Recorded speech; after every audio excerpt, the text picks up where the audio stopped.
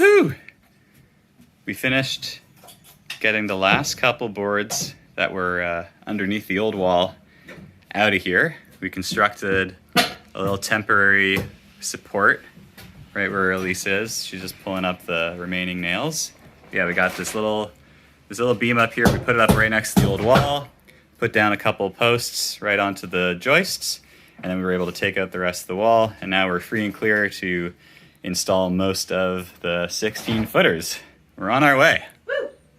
All right, we're breaking for lunch, and we've got 1, 2, 3 16-foot 2x10s in our floor now. So we're able to put this nice piece of plywood on them, but you can see got some alignment here with the 8-foot pieces that we already put down.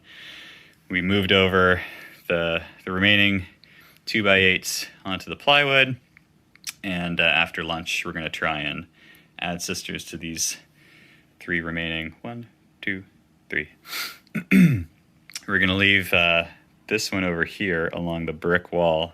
We're going to leave until after we do the repointing.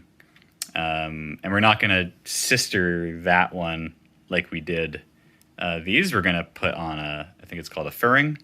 So it'll be a piece of wood that sits right on top of it, and it'll be cut to be the right height all the way along as it sits down. And that's the same kind of thing we're going to do along this stud wall eventually. But yeah, we're making good progress. To be continued after lunch. All right, we did it. Finished putting in the final 16-foot joists, sister joists, and yeah, and then there was this little one hiding in the back.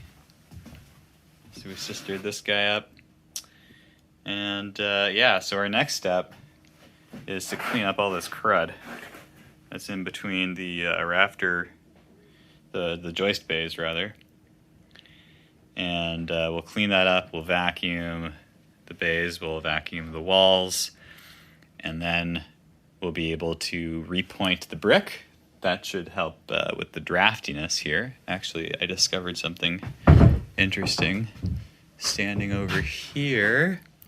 You might be able to see it. Yeah, you see that little pinprick of light in the brick? Right there.